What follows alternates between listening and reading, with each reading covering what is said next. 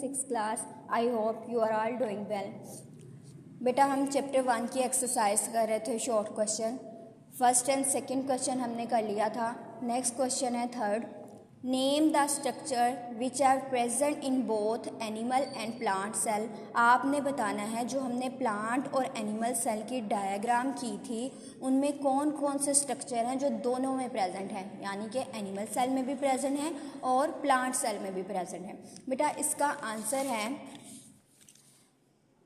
Structures present in both animal and plant cells are. सबसे पहले cell membrane है. Cell membrane plant cell में भी होती है एंड एनिमल सेल में भी होती है.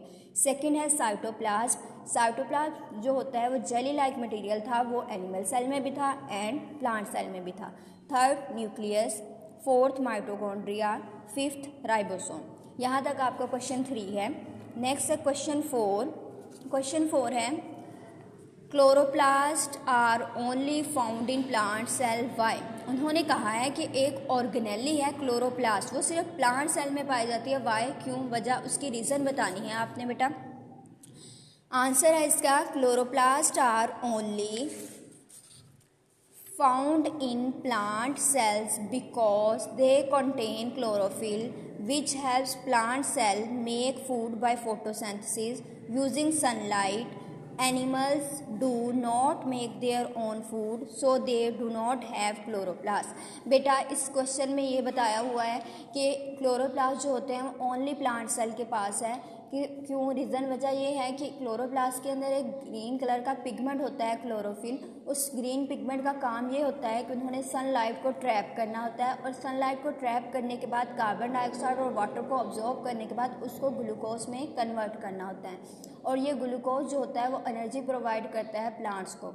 लेकिन एनिमल सेल में ऐसा कुछ नहीं होता. एनिमल सेल, क्योंकि एनिमल सेल अपनी खुराक खुद तैयार नहीं करते, इनके एनिमल जो होते हैं अपनी खुराक खुद तैयार नहीं करते, जबकि प्लांट जो होते हैं वो अपनी खुराक खुद बनाते हैं. इस वजह से जो क्लोरोप्लास्ट है वो ओनली प्लांट सेल में प्रेजेंट है, एनिमल सेल में नहीं प्रेजेंट है. उसके बाद है बेटा fifth question. What is mean by the term selectively permeable. उसने कहा है कि सेलेक्टिवली परमिएबल से क्या मुराद है, आपने इसके बारे में बताना है. बेटा हमने सेल मेम्ब्रेन एक टॉपिक पढ़ा था. सेल मेम्ब्रेन में कहा गया था कि सेल मेम्ब्रेन सेलेक्टिवली परमिएबल होती है. सेलेक्ट का मतलब होता है चीज़ों को सिलेक्ट करना, छांट कर आगे गुजारना, कि जो चीज़ सेल को नीड है वही वो सेल के अंदर गुजरने देंगी, जो नहीं नीड वो नहीं गुजरने देंगी. इसका आंसर ये होगा a selectively permeable membrane is the membrane. Selectively permeable membrane ऐसी मेम्ब्रेन है that allows some substances to pass through it but belongs other. जो सिर्फ कुछ सब्सटेंसेस को गुजरने देगी, बाकी को गुजरने नहीं देगी. बेटा इस चैप्टर के 5 शॉर्ट क्वेश्चन थे. 5 आपके शॉर्ट क्वेश्चन कंप्लीट हो गए हैं.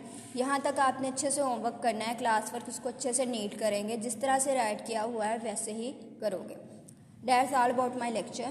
Thank you.